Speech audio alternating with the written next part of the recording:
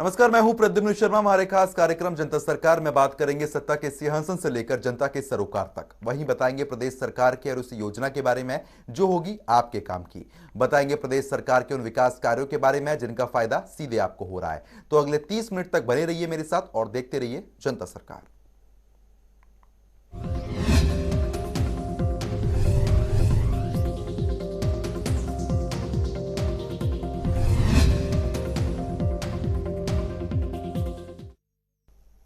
मुख्यमंत्री मनोहर लाल के नेतृत्व में पूरे हरियाणा प्रदेश का पिछले 7 साल से समान विकास किया जा रहा है और लगातार प्रदेशवासियों के हित में तमाम योजनाएं भी चलाई जा रही हैं।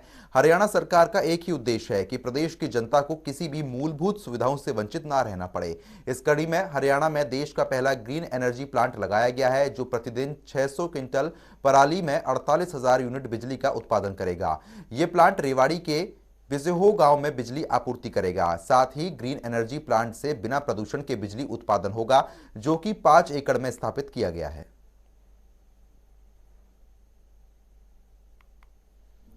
प्रतिदिन होगा 48,000 यूनिट बिजली का उत्पादन, प्रतिदिन 600 क्विंटल पराली का होगा उत्पादन। रेवाड़ी के बिजहो गांव में होगा बिजली आपूर्ति, बिना प्रदूषण के किया जाएगा बिजली उत्पादन। 5 एकड़ में स्थापित किया गया है ग्रीन एनर्जी प्लांट। तो चलिए आगे बढ़ेंगे। दिल्ली में हरियाणा के बिजली एवं जेल मंत्री रणजीत सिंह से जनता टीवी ने खास बातचीत की है। इस दौरान उन्होंने कई मुद्दों पर अपनी प्रतिक्रिया दी। उन्होंने बताया कि आने वाले समय में हरियाणा की जेलों में कई तरीके के बदलाव किए जाएंगे। इन बदलावों के लिए जेल में कैदियों की काउंसलिंग से लेकर एक्सपर्ट रखे जाएंगे। इसके साथ ही महिला कैदियों के लिए भी कई तरीके की व्यवस्थाएं की जा रही हैं। वहीं उन्होंने ये भी कहा कि रोहतक सुनरिया जेल को भारत में सबसे अच्छी जेल बनाने का कार्य किया गया है। हरियाणा के बिजली और जेल मंत्री चौधरी रणजीत सिंह चौटाला हमारे साथ जनता टीवी पर एक्सक्लूसिव बातचीत करने के लिए मौजूद हैं। जेलों में लगातार सुधार हरियाणा में देखने को मिल रहा है और आज भी कई एक्सक्लूसिव जानकारी अपने तमाम दर्शकों को हम देते हुए नजर आएंगे। सर, कई सारे सुधार जो है जब से आप बने हैं तमाम हरियाणा के जेलों में देखने को मिलते हुए नजर आ रहे हैं। सर, पहला यही कि खबरें हैं कि प्रस्ताव जो है कहीं ना कहीं लाया जा रहा है कि हरियाणा के जेलों का जो नाम है वो जो है आने वाले समय में चेंज होता हुआ नजर आएगा। सर, इसके बारे में आप क्या जानकारी देते हैं? ये बातें बहुत लंबी थी, बहुत दिनों से हम चाह रहे थे कि जेल में कुछ सुधार हो, कुछ कमेटीज बनी, मीटिंग्स हुई।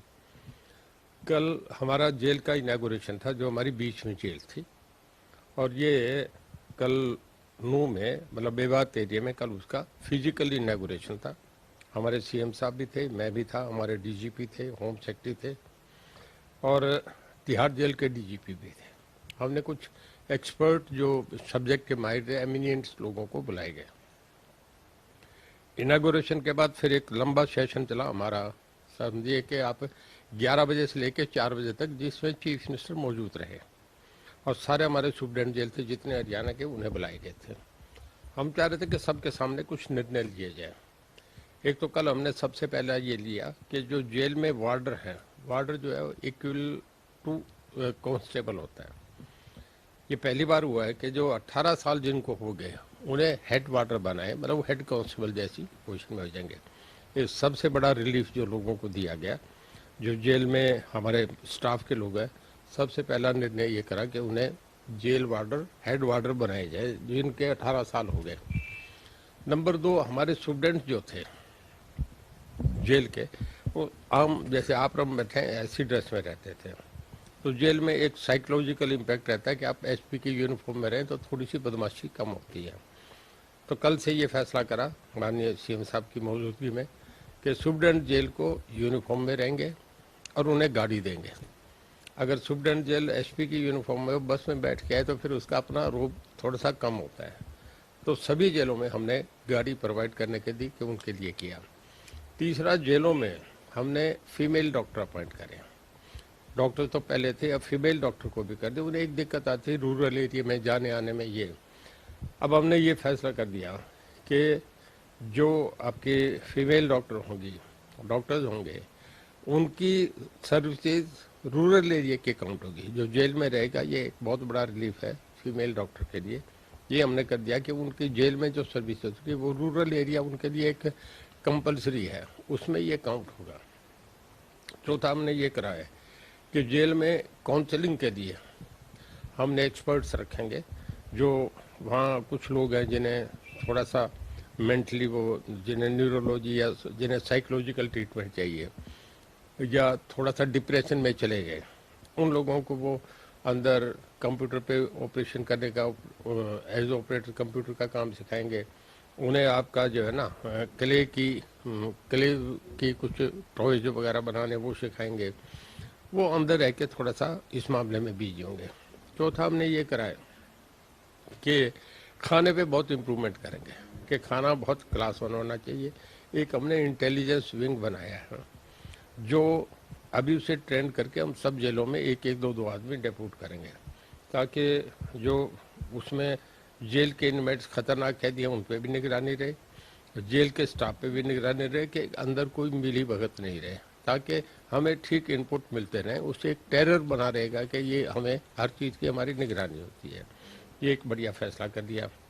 चौथा, इसके बाद फिर हमने कराया है कि एक ट्रायल जो होती है, हम कैदी को लेके जा रहे हैं हवालाती को और उसे कोर्ट लेके जाते हैं, फिर उसे वापस लेके आते हैं, सभी 20 जनों से जैसे ऐसे लेके जाते हैं, तो हमारा मिनिमम 25 करोड़ रुपया साल का खर्च होता है। अब हम इस पर कोशिश कर रहे हैं क्योंकि कुछ हमें जुडिशरी से भी इसको अपने कॉन्फिडेंस में लेना पड़ेगा कि हम चाहेंगे कि जैसे कोविड के दौरान होता रहा कि वीसी पे ही उनकी ट्रायल जो है उन्हें वो हो जाए, ताकि हमारा वो 25 करोड़ रुपया जेल के लिए एक बहुत बड़ी सेविंग होगी। इसके अलावा हमने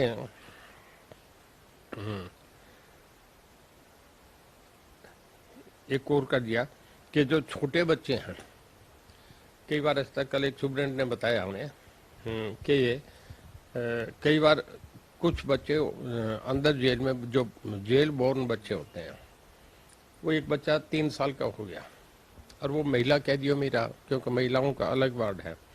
जब उसमें एक आदमी गया, सुप्रेंट जेल उसमें गया, तो उस बच्चा डर के अपनी माँ के चिपट गया। मतलब वो ये समझने लगा कि कभी देखा नहीं उसने मेरे को, तो ये देखता है कि जैसे कोई शेर आ गया। तो हमने ये सोचा है कि इन बच्चों को, जो छोटे बच्चे हैं, इन्हें हम बाहर वैन में बैठा के घुमाने, उन्हें कोई भागने का डर नहीं, वो कोई कैदी नहीं है, वो तो एक किस्मत है कि वो कैद में पैदा हो गए। तो उन बच्चों को बाहर घुमाने के लिए वैन में, ताकि वो लोगों में जाके मिक्सअप हो, दुनिया देखे, रिक्रिएशन हो, बाजार जाएँ, वापस आएँ। और फिर उन स्कूलिंग तो उनकी करती हैं। 4 साल से जो बड़े बच्चे हो जाते हैं, जब वो 4 साल के हो जाते हैं, तो फिर हम उन्हें बाहर स्कूलों में लेके जाते हैं, स्कूलों में पढ़ के फिर वापस आते हैं।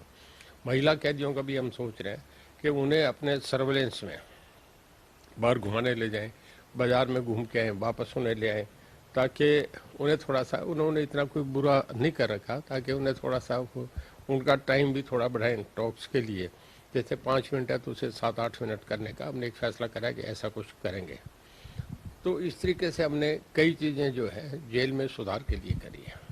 सर, इसके अलावा अगर हम बात करें कि जो सर हाई सिक्योरिटी जेल हैं, उसको लेकर सर लगातार अपडेट्स जो है कहीं ना कहीं देखने को मिली है। ये कहा जा रहा है कि रोहतक की जो सुनारिया जेल है उसको फिलहाल जो है हाई सिक्योरिटी जेल जो है वो बनाया जाएगा, ताकि जो हाई प्रोफाइल कैदी, जो अब तक हम देखते कि अंबाला जेल में भी रहा करते थे, उनको, तमाम जो हाई सिक्योरिटी कैदी हो, तो उनको फिलहाल रोहतक की सुनारिया जेल में देखने को मिलेगी। उसको लेकर किस तरीके की अपडेट है सर? देखिए, रोहतक जेल हम बहुत बढ़िया बना रहे हैं। मेरे ख्याल में वो इंडिया में अपने किस्म की अलग जेल होगी, जिसे बहुत हाई सिक्योरिटी जेल कहेंगे, जिसमें कोई जो टॉप खूंखार कैदी होंगे वो उसमें रखेंगे हम।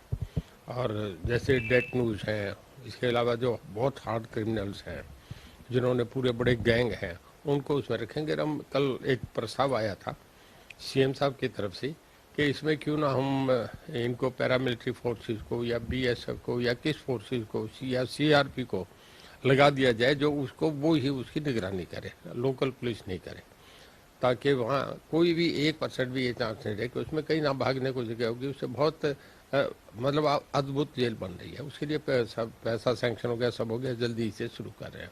इसके अलावा कुछ जेलें और बना रहे हैं, हम दादरी में बना रहे हैं, पंचकुला में बना रहे हैं, फतेहाबाद में बना रहे हैं, और हम ये भी आया प्रस्ताव कि हिसार और अम्बाला की जो जेलें हैं पुरानी, जो शहर के अंदर हो गई और उनकी हालत जर्जर हो गई, उन्हें कहीं बाहर बना के फिर उन जेलों को शिफ्ट किया जाए। सर, इसके अलावा जैसा कि हम बात कर रहे थे कि हरियाणा की जेलों का नाम जो है बदलने की प्रोसेस भी जो है आने वाले समय में देखने को मिलेगी, तो सर क्या कोई नाम सोचा गया आप लोगों की तरफ से कि किस तरीके से जो है आप नाम चेंज करते हैं? सोचा गया है, हम जैसे कारागार सुधार गृह, कारागार आगे सुधार करे, क्योंकि जो जेल में जाए उसे ये तो दिखना चाहिए ना कि जेल है, ताकि सुधरेगा तभी। कारागार सुधार करे, उसका हम ऐसा कुछ नाम है जो एक अंडर कॉन्स्टिट्यूशन है, और भी कुछ नाम है, पर ये तब होगा जब एक्ट बन जाएगा, पहले विधानसभा में जाएगा, एक्ट होगा तभी हम इसे अनाउंस कर सकेंगे। इसके अलावा हमने एक और करा, जैसे ज्ञानानंद जी हैं कुरुक्षेत्र वाले, अवधेशानंद जी हैं, ऐसे बहुत अच्छे लोग हैं जो सामाजिक रिफॉर्मर्स हैं, सोशल रिफॉर्मर्स हैं, उनको हम जेल विजिट कराएं, वो दिन में लोगों को अच्छे सांस्कृतिक कार्यक्रम दें, तो कैदियों को उनके दिमाग पे अच्छे बन के जाए। हमारा बेसिक थ्रस्ट अपॉन इस बात पे कर रहे हैं कि कैदी हमारे बढ़िया बन के बाहर जाए, अच्छा आचरण करें। एक बार इम्प्रेशन है, वो भी हमारे पे कल सोच में आया कि जब जेल से बाहर कोई आदमी जाता है, कैदी छूट के जाता है, अपनी पूरी वो करके जाता है, तो बाहर जाके लोग उसे कोई नौकरी भी नहीं रखता कि ये तो कैदी है। तो हम उसका भी एक आचरण बच जा रहा है, उसे देखते हैं कि किस तरीके से उसको भेजा जाए ताकि उसका अगला जीवन उसका ठीक हो जाए, उसे लिख के दिया जाए कि वो कैसा आदमी है, ठीक है, इसका ठीक रहेगा, ये इस तरीके का आदमी नहीं है, ताकि उसे अगला अपना जीवन बिताने में दिक्कत ना आए। बहुत बहुत शुक्रिया। तो ये थे जेल मंत्री चौधरी रणजीत सिंह चौटाला, जो जेलों के सुधार को लेकर जनता टीवी से खास बातचीत कर रहे थे। कैमरामैन मोनू चौहान के साथ स्पर्श शर्मा, जनता टीवी, दिल्ली। तो वहीं किसानों का हित ध्यान में रखते हुए हरियाणा के मुख्यमंत्री मनोहर लाल और कृषि मंत्री जेपी दलाल ने बड़ा फैसला लिया है, जिसके तहत भिवानी में 25 से 27 फरवरी को राज्य स्तरीय पशु मेले का आयोजन किया जाएगा, जिसकी तैयारियों का जायजा लेने सूबे के कृषि मंत्री जेपी दलाल भिवानी में मेले की साइट पर पहुंचे, जहां उन्होंने पत्रकारों से बातचीत करते हुए कहा कि मेला किसानों की आय बढ़ाने और रोजगार पैदा करने में सहायक होगा। रिपोर्ट आप देखें।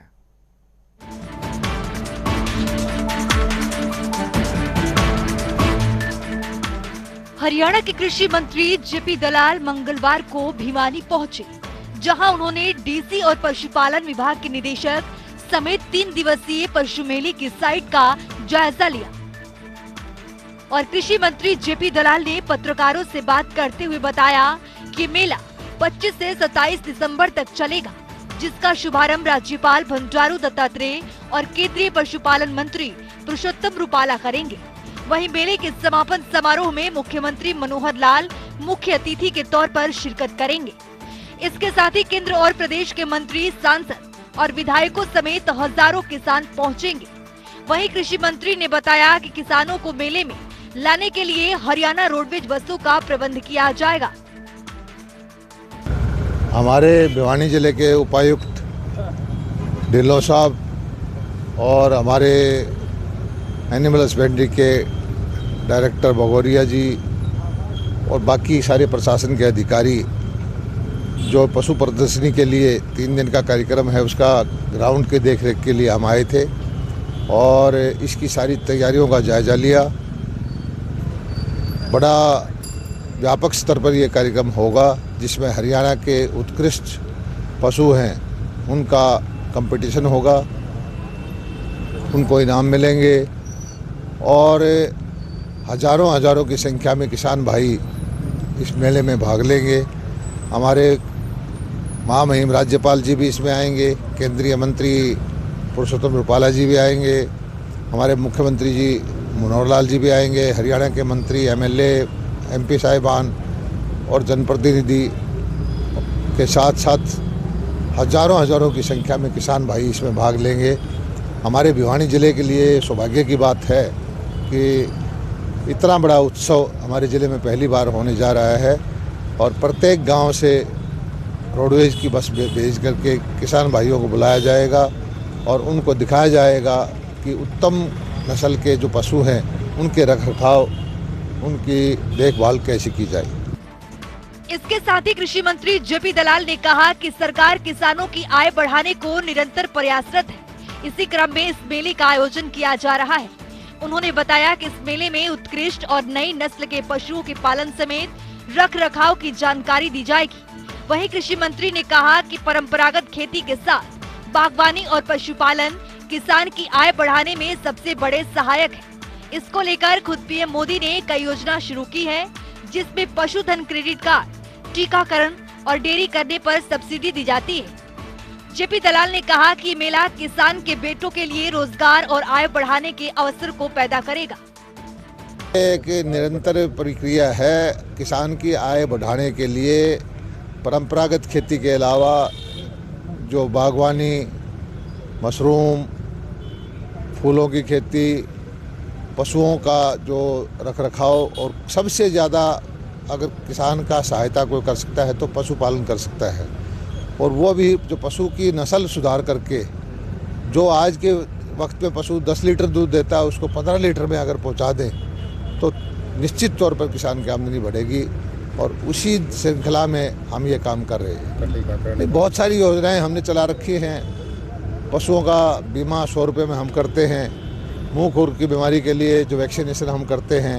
पशुधन क्रेडिट कार्ड हम बनवाते हैं। और पशुओं के लिए जो डेयरी करना चाहता है, कोई और भेड़ पाले, कोई बकरी पाले, कोई तरह तरह की स्कीम लेके आए।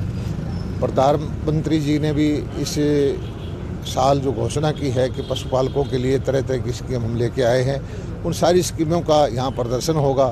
और किसान भाइयों के जो बच्चे हैं जो रोजगार के लिए भटक रहे हैं, उनको भी लिए हम बताएंगे कि आप किस किस तरह के रोजगार पशुपालन से जुड़े हुए काम में कर सकते हैं। मुख्यमंत्री मनोहर लाल के नेतृत्व में और कृषि मंत्री जेपी दलाल के सहयोग से प्रदेश के किसानों की आय दोगुनी करने को लेकर हर जरूरी कदम उठाए जा रहे हैं। इतना ही नहीं, प्रदेश के किसानों को तमाम सुविधाएं देने के लिए सैकड़ों योजनाएं चलाई जा रही हैं, जिनका उद्देश्य किसानों को समृद्ध करना है। जनता टीवी के लिए भिवानी से दीपक मोटरेजा की रिपोर्ट। तो वहीं हरियाणा के खेल निदेशक पंकज नैन से जनता टीवी ने खास बातचीत की है। इस दौरान उन्होंने बताया कि खेलो इंडिया यूथ गेम्स को लेकर तमाम तैयारियां पूरी की जा चुकी हैं और मार्च के आखिरी सप्ताह या अप्रैल के पहले सप्ताह में खेलो इंडिया गेम्स करवाए जा सकते हैं, जिसके लिए तारीखों का अंतिम फैसला मुख्यमंत्री और खेल राज्य मंत्री से चर्चा के बाद ही लिया जाएगा। वहीं पंकज जैन ने जानकारी देते हुए बताया कि प्रदेश में पौंडिंग भीम अवार्ड की सूची फाइनल कर दी गई है। भीम अवार्ड के लिए 41 खिलाड़ियों को चुना गया है, जिनकी सूची खेल विभाग की वेबसाइट पर भी अपलोड कर दी गई है। देखिए,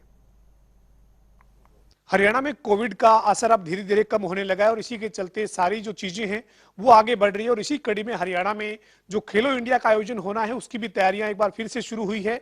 और खेलो इंडिया को लेकर जो वर्किंग कमेटी बनी हुई है उसकी बैठक हुई है। हरियाणा के मुख्य सचिव संजीव कौशल के साथ वर्किंग कमेटी की बैठक हुई है। बैठक में क्या तय किया गया है, अब खेलो इंडिया प्रदेश में कब करवाए जा सकते हैं, इसको लेकर बातचीत करने के लिए मेरे साथ हरियाणा के खेल निदेशक और आईपीएस पंकज नैन मौजूद हैं।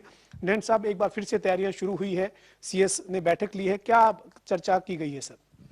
सबसे पहले तो चर्चा हमारी तैयारियों को लेकर की गई थी और हमारी लगभग सारी तैयारियां खेल की पूरी हो चुकी हैं। कुछ एक छोटी मोटी जो माइनर चीज़ें उन पर हमारी काम चल रहा है और फरवरी एंड तक हम सारी की सारी चीज़ें इंफ्रास्ट्रक्चर से रिलेटेड कंप्लीट कर लेंगे।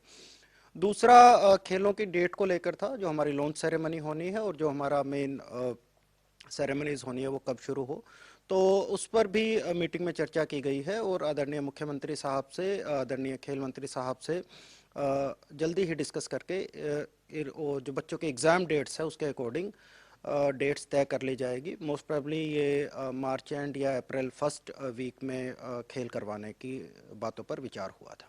सर, हम पहले भी जब खेलो इंडिया को लेकर तैयारियां कर रहे थे उसमें वक्त जो है वो कोविड की तीसरी लहर जो है वो सामने आई और हम जो है वो हमें ये स्थगित करना पड़ा। लेकिन अब जो है वो कोविड का असर खत्म हुआ है, उसके साथ ही आपने तैयारियां फिर से शुरू कर दी है। खेल इंफ्रास्ट्रक्चर जो है उसको लेकर क्या इंतजाम किए गए हैं, कौन कौन सी प्रतियोगिताएं जो वो कहाँ कहाँ पर आयोजित की जाएगी?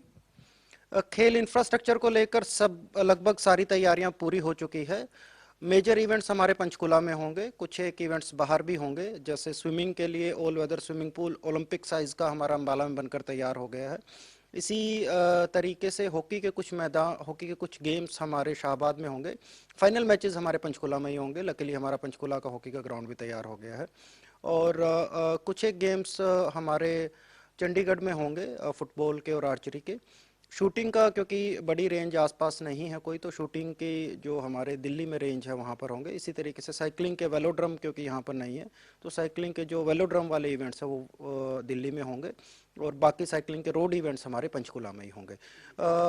लगभग हमारे 60 से 70% जो खेल हैं वो पंचकुला में ही होंगे।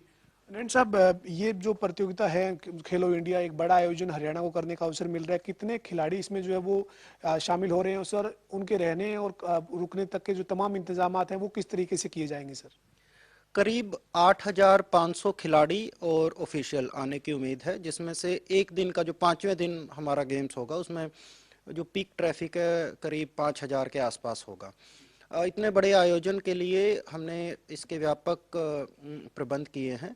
इवेंट मैनेजमेंट एजेंसीज जो अकोमोडेशन, ट्रांसपोर्ट और कैटरिंग देगी उसको हायर ऑलरेडी हमने कर लिया है। थॉमस कुक जो एजेंसी है उसको हायर किया है, और साई की गाइडलाइंस के अकॉर्डिंग बाकी चीज़ों के लिए भी हमने इवेंट की जो एजेंसीज हैं उनको हायर कर लिया है, और वो सभी तैयार हैं। उन्होंने यहाँ पे सर्वे भी कर लिया है। जब भी गेम्स की डेट अनाउंस होंगी वो अपना काम शुरू कर देंगे। सर, जो हरियाणा के तमाम जो बड़े खिलाड़ी हैं, स्टार खिलाड़ी हैं, उनको भी क्या खेलो इंडिया के साथ जोड़कर रखा जाएगा ताकि जो युवा खिलाड़ी हैं वो और ज़्यादा प्रेरित हों और ज़्यादा उनका उत्साह बढ़े? हमारे सभी खिलाड़ी हमारे लिए स्टार ही हैं, चाहे छोटे हों चाहे बड़े हों, और बड़ा अच्छा नाम हरियाणा का पूरे भारत में बनाकर रखा है हमारे खिलाड़ियों ने। अभी 2 दिन पहले भी पंचकुला के भी 2 बच्चे, छोटे छोटे बच्चे अभी विश्व के लेवल पर मेडल जीत कर आए हैं। और जहाँ तक हमारे स्टार खिलाड़ियों का सवाल है, हमारे ओलंपियंस का सवाल है, वो निश्चित रूप से हमारी ही नहीं पूरे देश की शान है। उनको निश्चित रूप से हम यहाँ गेम्स में लाएंगे ताकि उनको देखकर हमारे छोटे स्टार और ज़्यादा मोटिवेट हों। सर, जो खेलो इंडिया का जो एक लॉन्चिंग कार्यक्रम होना है, तमाम जो शुरुआत जब होनी है उसको लेकर जो तैयारियां हैं वो क्या डेट जो तय हो जाएगी उसके बाद ही शुरू होगी, और क्या किस तरीके से इसका आयोजन करने की तैयारी आप कर रहे हैं सर? आपने क्या कोई रोड मैप बनाया है इसके लिए? लॉन्च सेरेमनीज हमारी 2 लॉन्च सेरेमनी हम करेंगे, एक पंचकुला में होगी और दूसरी गुड़गांव में होगी।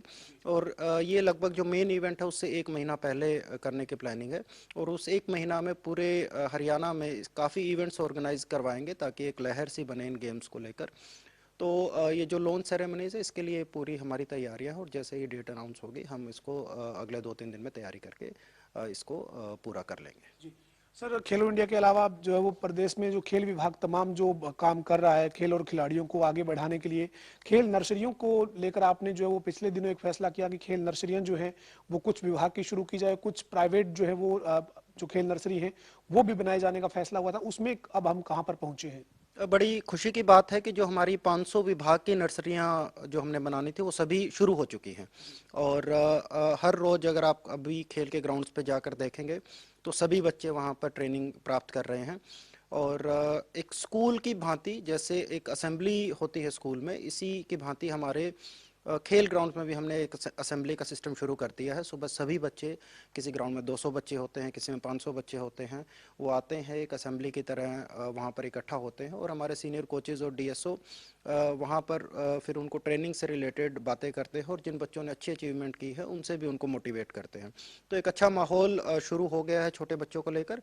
जहाँ तक प्राइवेट नर्सरीज़ का सवाल है, हमारे पास करीब 1700 एप्लीकेशंस आई हैं 600 के अगेंस्ट। उनको भी हम स्क्रूटनी कर रहे हैं, और जो अच्छी फैसिलिटीज़ हमारे बच्चों को प्रोवाइड करेंगे उनको भी अगले महीने तक 600 नर्सरियाँ प्राइवेट भी हम शुरू कर देंगे। कोचेज की भर्ती को लेकर क्या तैयारी है प्रदेश में इस वक्त? जो कोचेज हैं उनकी एक तरह से संख्या कहें वो कितनी है, और विशेष तौर पर जो अलग अलग खेल हैं उनके लिए किस तरह से आप कोचेज को लेकर आप काम कर रहे हैं? कोचेज का अगर आप देखें तो इसको हम अलग अलग कैटेगरी में बांट सकते हैं। विभाग के पास करीब 600 कोचेज है, जिनमें से 500 कोचेज एक्टिवली हमारे पार्टिसिपेट करते हैं। कुछ कोचेज छुट्टी पर हैं, या कुछ खिलाड़ी हैं, एक्टिव खिलाड़ी हैं, वो अपना खेल का भी ध्यान रखते हैं साथ में। तो 500 550 के करीब हमारे कोचेज विभाग के हैं। इसके अलावा बड़ी अच्छी स्कीम, जैसे अभी मैंने बताया, नर्सरी की शुरू की है। तो नर्सरी में जो 600 नर्सरियां प्राइवेट बनेंगी, इनमें भी एक एक कोच विभाग देगा, तो एकदम संख्या हमारी डबल हो जाएगी, और अगले 2 महीने में ये शुरू हो जाएगी हमारी नर्सरी। इसके अलावा जो हमारी पोस्ट खाली है उसके लिए हमने हरियाणा पब्लिक सर्विस कमीशन को जो सीनियर कोचेज़ के लिए और जो जूनियर कोचेज़ हमारे क्लास 3 में आते हैं उनके लिए जो HSSC है उनको 200 कोचेज़ के रिक्वेजिशन के लिए वो डिमांड कर दी है, जो अगले 2-3 महीने में जैसे ही उनकी भर्ती होगी उनको भी हम शामिल कर लेंगे। इसके अतिरिक्त जो आउटस्टैंडिंग स्पोर्ट्स पर्सन में भी हमारे कुछ कोचेज़ आ रहे हैं। अभी पीछे 26 कोचेज़ को ज्वाइन करवाया था, और 54 कोचेज़ की और लिस्ट बनाकर हमने आदरणीय मुख्य सचिव महोदय के ऑफिस में भिजवा दी है। जल्द ही उनकी भी नियुक्ति हो जाएगी। सर अंतिम सवाल है मेरा, जो ये खेलो इंडिया के माध्यम से जो एक इंफ्रास्ट्रक्चर डेवलप होगा हरियाणा में, और साथ ही आपका जो विभाग जिसमें आप काम कर रहे हैं बहुत ज़्यादा दिलचस्पी रुचि के साथ, क्या और तैयारी है, किस तरह की आपको लगता है कि और ज़रूरत है, क्या कोई अलग सा विजन भी तैयार किया है और इससे हटकर? खेलों का एक हब हरियाणा को बनाना है, और हरियाणा ना केवल खिलाड़ी पैदा करे बल्कि अच्छे ट्रेनर भी पैदा करे, और एक हरियाणा का स्पोर्ट्स डिपार्टमेंट एक स्पोर्ट्स कंसल्टेंसी के रूप में भी आगे उभरे, क्योंकि जितना हमारा एक्सपीरियंस है, जितने हमारे खिलाड़ी अच्छा कर रहे हैं, उसका बेनिफिट हम चाहते हैं कि पूरे देश को मिले। उसी के तहत हमारा अगले साल में ये जो पंचकुला का स्पोर्ट्स कॉम्प्लेक्स है, क्योंकि इसमें वर्ल्ड लेवल की फैसिलिटी हो गई है, इसको NIS की तर्ज पर और उससे भी बेहतर एक ट्रेनिंग सेंटर हम यहाँ पर बनाएंगे, जिसमें ना केवल हम खिलाड़ी तैयार करेंगे बल्कि भविष्य के कोचेज और ट्रेनर भी यहाँ पर तय करेंगे। उसके लिए एक स्टेट ऑफ द आर्ट यहाँ पर स्ट्रेंथ एंड कंडीशनिंग और रिहेबिलिटेशन सेंटर भी हम बना रहे हैं। यहाँ पर सभी ग्राउंड्स भी तैयार हो गए हैं, अगर आपने देखा हो, जो बिल्कुल अंतर्राष्ट्रीय स्तर के हैं। और अब एक ही चीज की तो फिलहाल जनता सरकार में अभी के लिए सिर्फ इतना ही, लेकिन खबरों का सिलसिला लगातार जारी है। बने रहिए हमारे साथ। नमस्कार।